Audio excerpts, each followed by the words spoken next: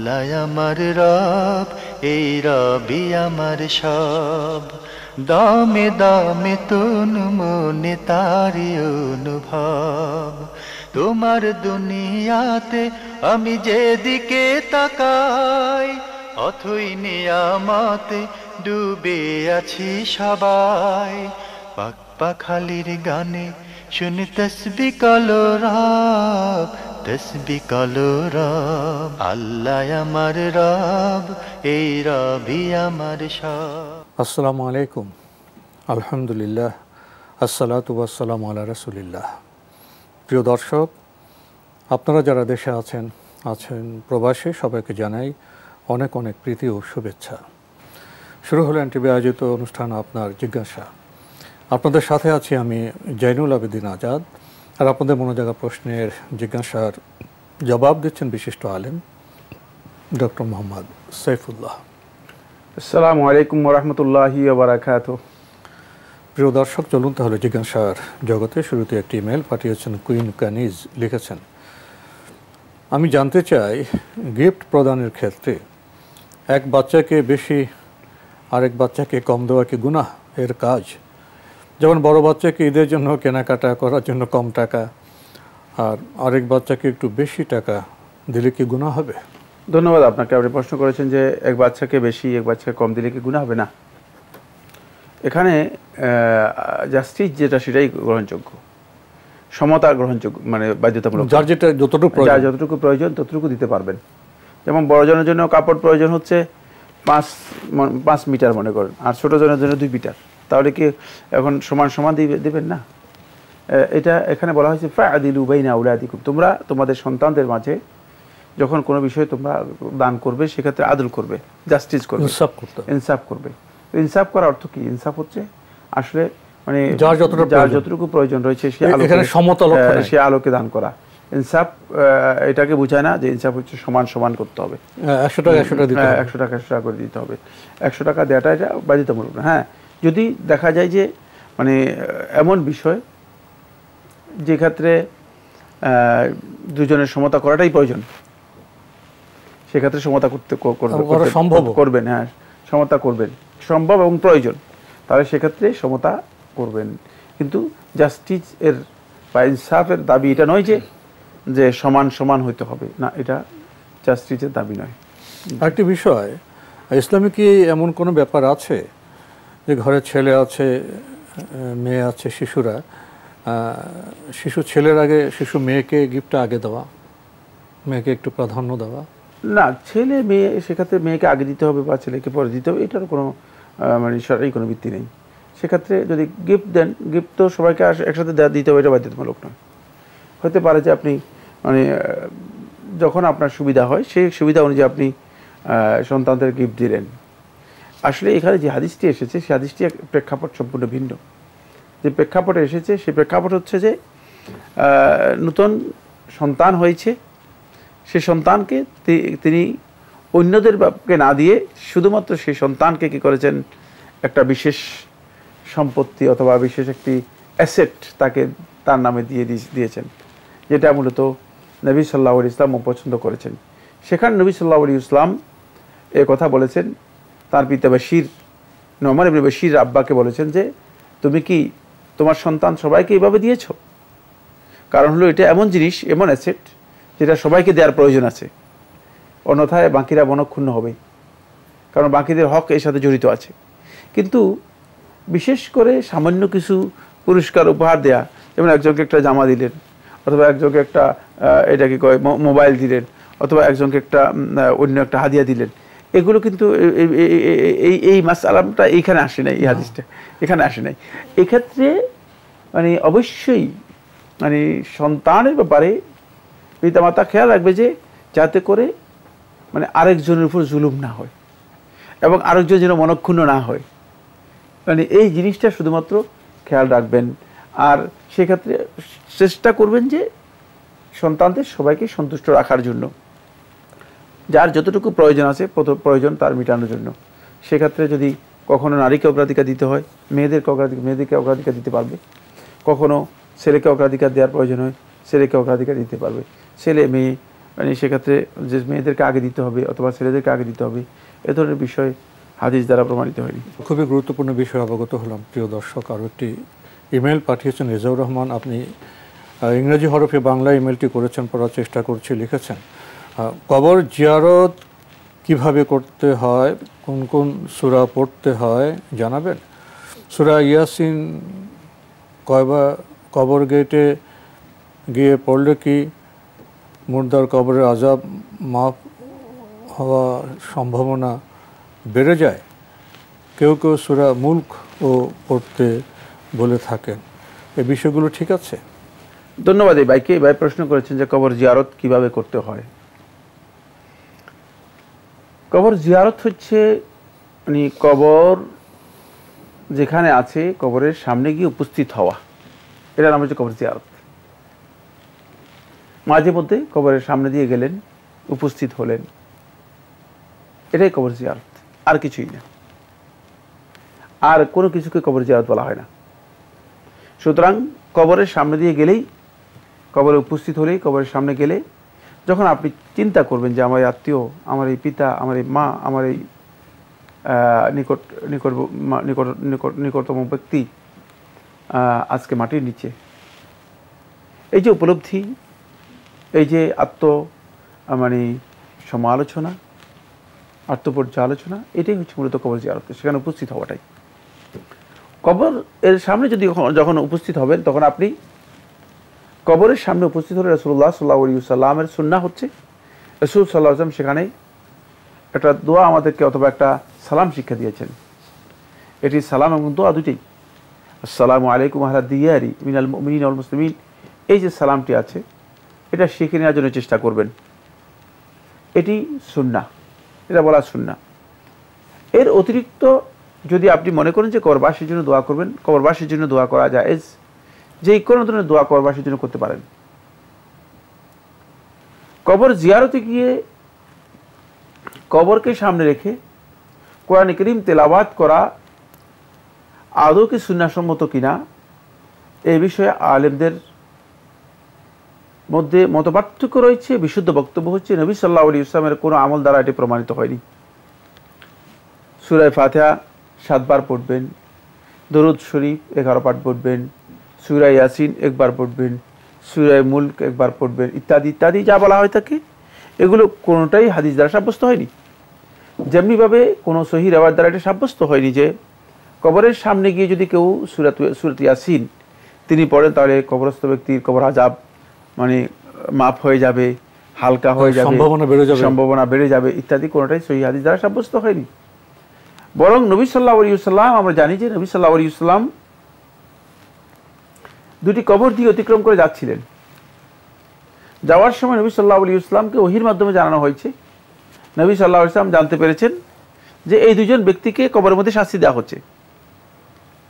তখন নবী সাল্লাল্লাহু আলাইহি ওয়াসাল্লাম বললেন যে এই দুটি কবর যে ইন্নাহুমা ইউআযাবানি ওয়া মা ইউআযাবানি ফি কাবীর, তাদেরকে কবর শাস্তি দেওয়া হচ্ছে কবরের মধ্যে, কিন্তু বড় কোনো অপরাধের জন্য নয়, ছোট দুটি অপরাধের জন্য শাস্তি দেওয়া হচ্ছে। একজনকে ছগলখুরি করতো, আরেকজন পেশাব থেকে যেভাবে পবিত্রতা অর্জন করা দরকার সেভাবে করতো না, শাস্তি দেওয়া হচ্ছে।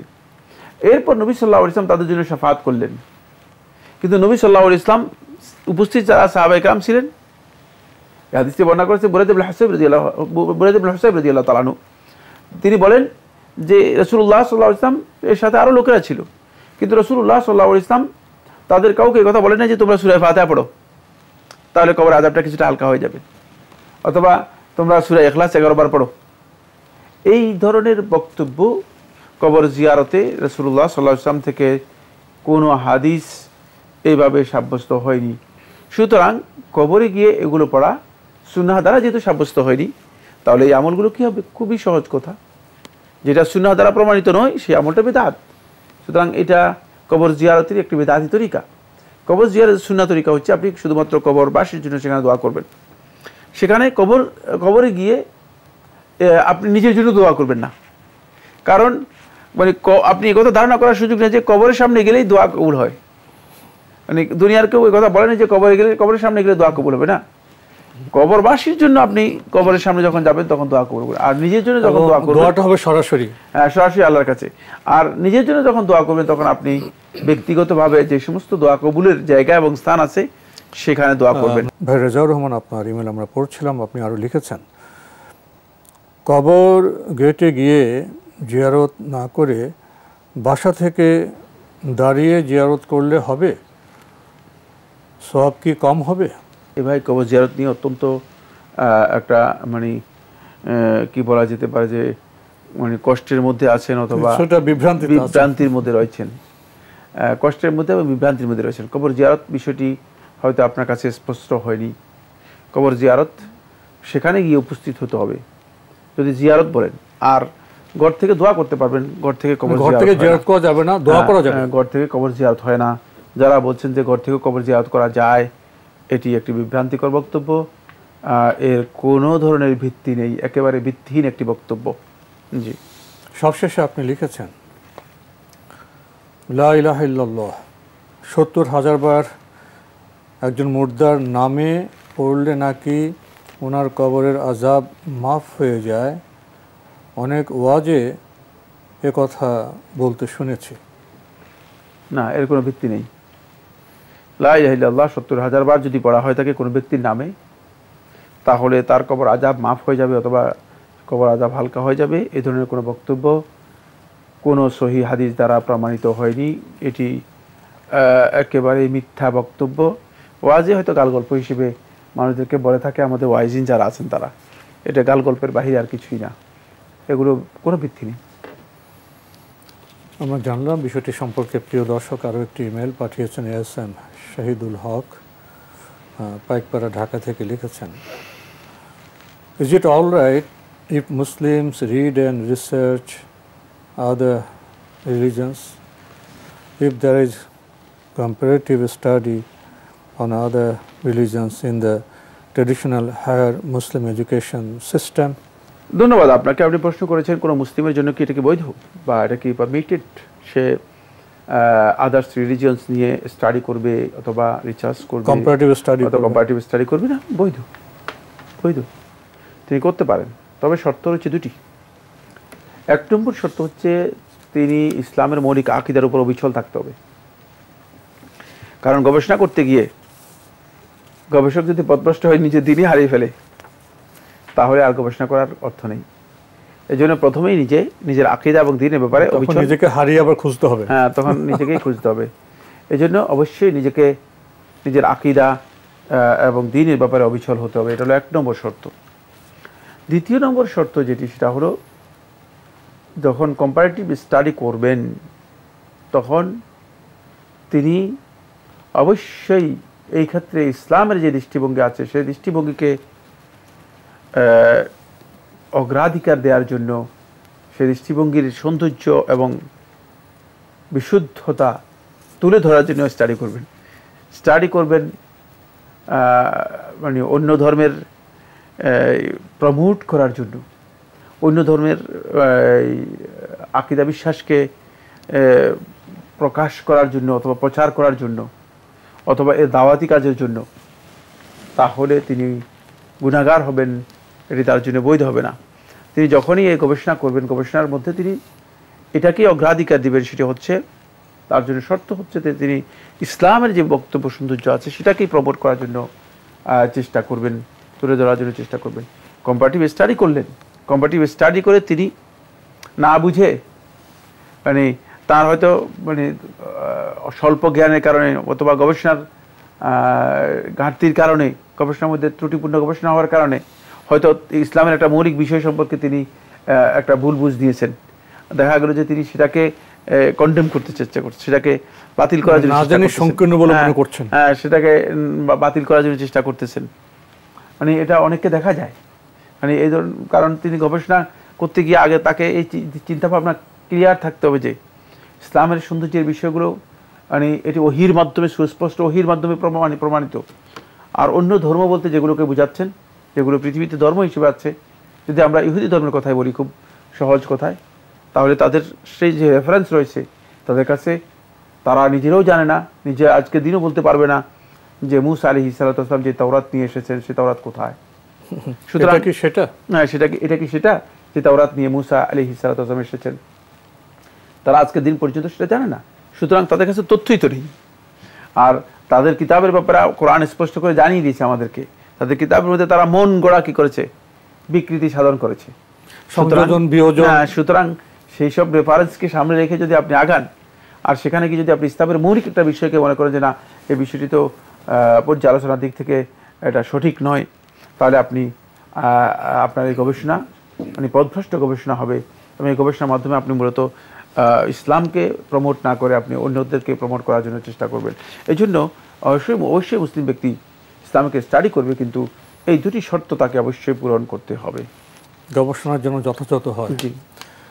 আমরা খুবই গুরুত্বপূর্ণ বিষয় অবগত হলো। প্রিয় দর্শক, আরেকটি ইমেল পাঠিয়েছেন মোহাম্মদ গোলাম রাব্বি, লিখেছেন রং, স্বাদ ও গন্ধ বিনষ্ট হওয়ার কারণে পানি অপবিত্র হয়ে যায় মর্মে ইবনু মাজা বর্ণিত হাদিসটি জয়ীফ, কিন্তু একটি বইয়ে পড়েছি পানির পরিমাণ কম হোক বা বেশি হোক, যদি তার স্বাদ, গন্ধ ও রং তিনটি গুণের যে কোনো একটির পরিবর্তন হয়ে যায় তবে তা অপবিত্র বলে গণ্য হবে। দয়া করে বিষয়টি একটু বুঝিয়ে বলবেন। প্রথম কথা হচ্ছে ইবনে মাজাহ যে রেওয়ায়তটির কথা আপনি উল্লেখ করেছেন, সেই রেওয়ায়তটি কেউ কেউ দায়ীফ বলেছেন, কেউ কেউ সহিহ বলেছেন। শেখ নাসিরুদ্দিন আলবানী রহমতুল্লাহ এটাকে হাসান লেগাইরিহি বলেছেন, এটি গ্রহণযোগ্য। আর রেওয়ায়ত দায়ীফ হলেও এটি মামুল বিহি মুত্তাফাক আলাইহি বিইত্তিফাকিল উম্মাহ বিইত্তিফাকিল মুজতাহিদিন, মানে উম্মার মুজতাহিদ যারা ছিলেন, মুজতাহিদের ঐকমত্যে এটি প্রমাণিত হয়েছে যে পানির রং, স্বাদ, গন্ধ এই তিনটি যদি পরিপূর্ণ পরিবর্তন হয় তাহলে এটা নাপাক। এই তিনটি যে কোনো একটি যদি পরিবর্তন হয়ে যায় পরিপূর্ণরূপে তাহলেও পানি নাপাক, সেখান থেকে তহরাত হাসিল হবে না। আর এটি শুধুমাত্র আলমা উ রাখেদ এর ক্ষেত্রে প্রযোজ্য। আলমা উ রাখেদ হচ্ছে বসা পানি, স্থবির পানি। যেমন আপনি দেখবেন অনেক সময় দেখা যায় যে ছোট একটা কুয়ার মতো আছে যেখানে নিচের থেকে পানি ওঠে না, পানি জমাট হয়ে আছে। অথবা আমাদের দেশে পাওয়া যায় এগুলো পুকুর বলা হয় থাকে, এখানে পানি বর্ষাকালে এসে জমা থাকে, তারপরে পুরা বছর মানুষ পুকুর থেকে পানি নেয় এবং পানি দিয়ে পবিত্রতা হাসিল করে থাকে পুকুর। এই ধরনের যেগুলো আছে, যেগুলোতে পানি বসা, স্থবির, মানে পানি চলমান পানি নয়, প্রবাহিত নয়, প্রবাহমান নেই, মানে সেই জায়গায় যদি পানির এই তিনটি বৈশিষ্ট্য পুরোটাই পরিবর্তন হয়ে যায় তাহলে এতে উজু হবে না কোনো সন্দেহ। আর যদি তিনটি যে কোনো একটা পরিবর্তন হয়ে যায়, যেমন দুর্গন্ধ হয়ে গেছে, তাহলে উজু হবে না। অথবা রং একেবারে পরিবর্তন হয়েছে, কালো হয়ে গেছে, তাহলেও কি হবে না, উজু হবে না। তারপরে স্বাদ যদি এমন যে স্বাদটা এত বেশি হয়ে গিয়েছে যে এটি, তাহলে উজু হবে না। এটা পানির স্বাদ নেই, এটা হলো আলমা উ রাখেদ। যদি সেই পানিটি মানে স্থবির এবং বদ্ধ পানি হয়ে থাকে, ইয়েস। আর যদি প্রবাহিত চলমান পানি হয়, চলমান পানি হয়ে থাকে, চলমান পানিতে এই ধরনের হয় না। স্বভাবত চলমান পানি যেগুলো আছে এগুলোতে রং, স্বাদ, এগুলো গন্ধ পরিবর্তন হয় না। যদি চলমান পানি থাকে আর যদি সেটা কিছু অংশ আপনার কাছে মনে হচ্ছে যেন পানির রং পরিবর্তন হয়ে গেছে, কিন্তু না, পুরা পানির রং ঠিক আছে, হাতে নিয়ে পানি দেখতে পাচ্ছেন পানির রং ঠিক আছে, গন্ধ কোনো পরিবর্তন নেই, চলমান পানির ক্ষেত্রে এটি প্রযোজ্য নয়। কারণ হলো চলমান পানিতে এই অবস্থা থাকে না, কারণ পানির সামান্য অংশ পরিবর্তন হলেও সেটা আস্তে করে কী হয়ে যাচ্ছে, প্রবাহিত হয়ে চলে যাচ্ছে। এই জন্য অধিক পানি, অনেক বেশি পানি অথবা চলমান পানির জন্য এই বিধান প্রযোজ্য নয়। তো আজকে আমাদের এখানেই শেষ করতে হচ্ছে। আপনাকে অনেক ধন্যবাদ। আপনাকে অনেক ধন্যবাদ। প্রিয় দর্শক, আমরা দেখছিলাম এনটিভি আয়োজিত অনুষ্ঠান আপনার জিজ্ঞাসা। আমাদের অনুষ্ঠান আপনারা এনটিভি অনলাইনেও দেখতে পারবেন। ভিজিট করুন www.ntbd.com। এছাড়া ইউটিউবে এবং আমাদের ভেরিফাইড ফেসবুক পেজে অনুষ্ঠান দেখতে পারবেন। শেষের প্রশ্নটি কেমন না, পানির স্বাদ, গন্ধ, রং আমরা কি সবসময় এইভাবে বিবেচনা করি? আমার প্রত্যেকে কেমন যেন একটা কবিতার মতো মনে হলো, পানির রং, স্বাদ, গন্ধ। দেখেন, ইসলামের বিধিবিধানে এসব বিষয়কে খুব গুরুত্ব দেওয়া হয়েছে। মানুষেরও কি রং আছে? পরিবর্তন হলে কেমন হয়, সেটা কি আর মানুষ থাকে? এ তুলনামূলক আলোচনায় বোধহয় আমাদের উপলব্ধির অনেক বিষয় আছে। তো পানি ব্যবহারের ক্ষেত্রে আমাদের এইসব ক্ষেত্রে আমরা সচেতন হব ইনশাআল্লাহ। চিঠি লিখুন, প্রশ্ন পাঠান আমাদের ঠিকানায়। পরিচালক আপনার জিজ্ঞাসা এনটিভি, বিএসসিসি ভবন, 7ম তলা, 102 কাজী নজরুল ইসলাম এভিনিউ, কারওয়ান বাজার, ঢাকা 1215। ইমেল অ্যাড্রেস আপনার জিজ্ঞাসা @ntvbd.com। মহান আল্লাহ আমাদের সবাইকে নিরাপদে রাখুন, রাখুন শান্তিতে। আসসালামু আলাইকুম। আল্লাহ আমার রব, এই রবি আমার সব, দামে দামে তুন মনে তারি অনুভব। আল্লাহ আমার রব, এই রবি আমার সব।